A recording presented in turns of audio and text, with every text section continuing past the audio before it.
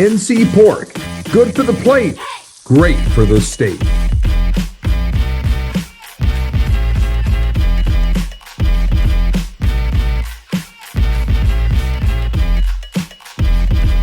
Our next guest has been at 4 schools in 4 years: Notre Dame, Vanderbilt, UNC, and now NC State. He's from Orlando, Florida.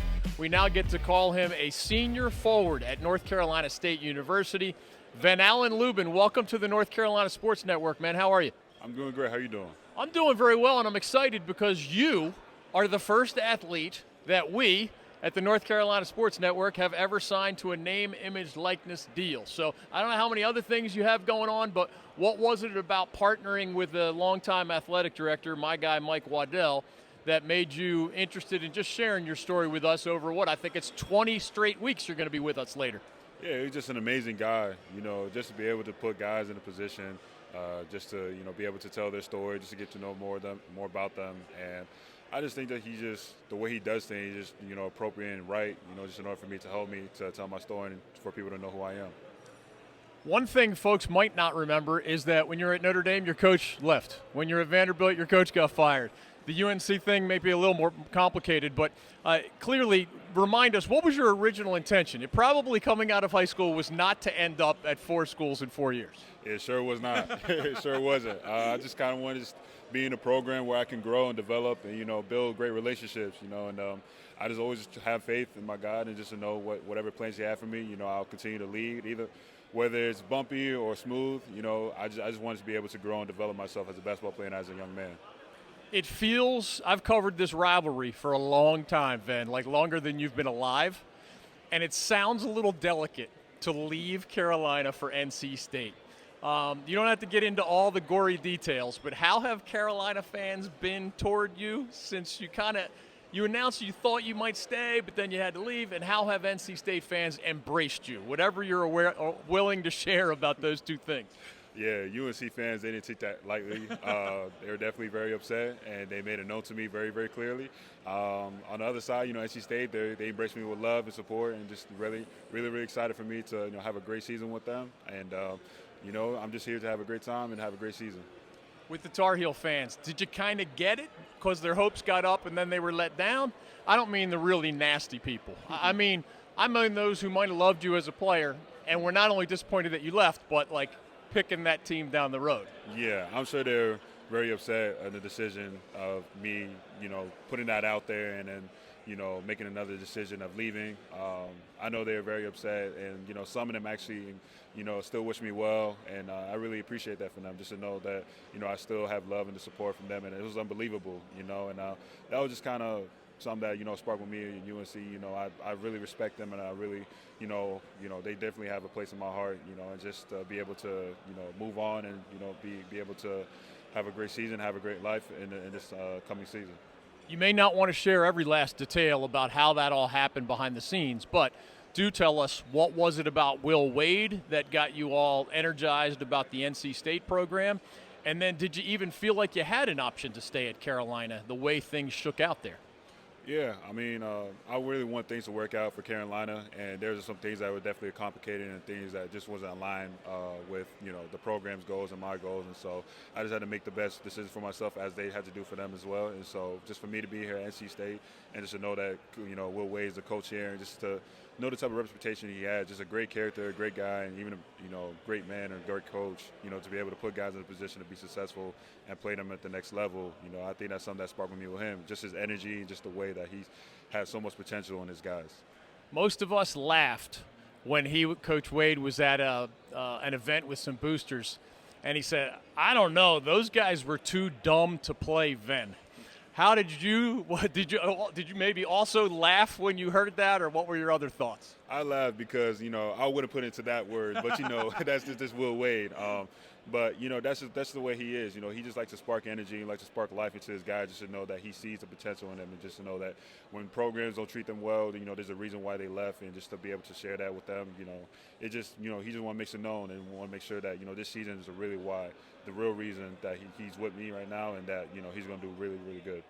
Another really cool comment that Coach Wade had that had nothing to do with like poking the opponent as much was he said, hey, he studied you. He said in Ven-Allen's games, when he played, I think it was more than 28 minutes per game, your averages were 15 and 8. And Coach Wade is like, I'm going to play him more than 28 minutes a game, and he's going to give me 15 and 8. Like, did it impress you that he did that sort of statistical deep dive? And did you even know those numbers before he said them? I did not, which really impressed me about him. Just to be able, he really studied me and my game and just who I am. You know, that's something that really struck with me. That was very different from the other coaches and from the other programs. We're just, you know, he just knows about my game. He just knows what be able to be productive and, you know, how to impact winning. And, you know, that's something that sparked with me. Just know that a coach that cares like that, takes the time to learn about me, is somebody that I want to be in his hands. Those are some pretty good numbers, 15 and 8. One thing looking backward, you were All-ACC Tournament, which is a tribute to your play over multiple games there. You were the guy at the foul line when you're down 1 with 4 seconds to go against Duke and one of your teammates commits a lane violation. That ball went in. What do you remember about your emotions in the moment? And did you even talk to Jalen after that? Because you were the guy who tied that game and that was taken away. Yeah, in the moment, I was just focused on making the free throw. And once I made it, I didn't really realize what was going on until, you know, they played the replay and, you know, the referee waved it off. And I just, you know, I was really upset to know that, you know, we just lost a game like that. You know, we really had a chance to win it. And, you know, that in the locker room, you know, that there was very heavy emotions of being frustrated and upset and even heavy on him as well. And so I just want to be a great teammate, just not to beat him down even more, but to hold him up on my shoulders, just to know that, you know, I got him, you know. And to this day, I think that we still talk, we're still good with it. You know, it sucks, you know, that moment happened, but that doesn't really should affect our relationship and who he is as a person. You're listed now on NC State's roster as 6'9", 250. Is that like a wink 6'9"? Because you've always been described as like that undersized big man that has a great reach, and you have always overcome whatever size limitations you might have. I mean, I hope I grew that, you know, over the summer, you know, still growing, you know, so hopefully just an extra inch just to put me up there and just to know that I have the size and body for it to be able to compete with anybody. And I believe I always had that ever since I came into college and always had that mentality, and that never changed. One of your new teammates, Darian Williams, that you're here with in Charlotte, was first team All Big 12, which is another of the best leagues in America. You've already played in multiple leagues. Have you seen enough of Darian to think he could be first team All-ACC? I have not. I haven't heard of Darian Williams, but I know that I heard that he's really that guy. He's a very talented player, very great player, and you know, I believe he deserves it. No matter work he put in, the performance he put up, and you know, the Big 12, and I just believe that, you know, whatever he does, he earns it. You have a freshman on your new team, Matt Abel, who's really highly regarded. It's hard for freshmen to be great in this league.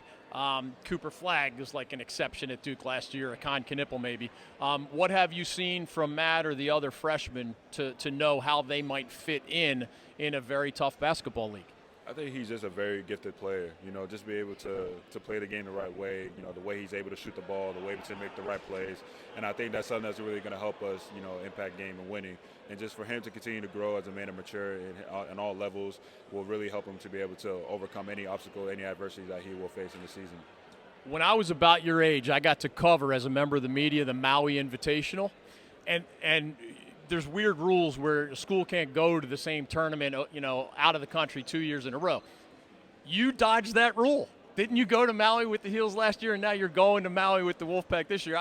I don't know how fun it is for a player. It was a lot of fun for me as a member of the media, but what did you think about that the first time you realized, man, I'm going back to Hawaii?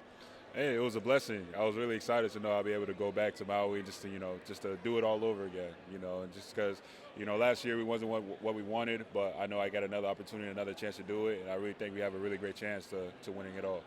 You guys had a team bonding experience of some kind that I think Darian couldn't go to because he was coming off of an injury. What was that y'all did together, and how'd you feel about it, you know, as you guys are basically getting to know each other on almost an entirely new team? Yeah, we went on a team retreat over somewhere in North Carolina called Cabin Oak Hill. Okay. It was just a team bond activity to where, you know, Coach Wade had, you know, his guys, his fellows back in the day to, you know, be able to put us through some tough training and just be able to stay together, you know, just to lean on one another and just to know who you got and who you can trust and rely on. And so it was something that really was eye-opening to us and something that was really good for us. One thing we know about Coach Wade is he's not afraid to speak his mind. Like, he's already talking about you guys as an NCAA tournament team, a top 25 team, et cetera. What else besides just that bold personality? What can you share about either what he loves to do in terms of X's and O's or just how he coaches you guys behind the scenes beyond the big personality that we see out here? He's a man of his word. Honestly, whatever he says he's going to do, he's going to do it. And, you know, he wants us to know that and just to know that we can trust him and he's a reliable guy, to know that whatever comes out of his mouth, we can trust him and have faith in him. And just to know just once we do our part, then he's going to do his. And so that's really the main thing for us to do this season. His name's Ven-Allen Lubin. He now works kind of, sort of with us at the North Carolina Sports Network. Thanks for joining us here. It's great to have you as a part of our team. Thank you for having me.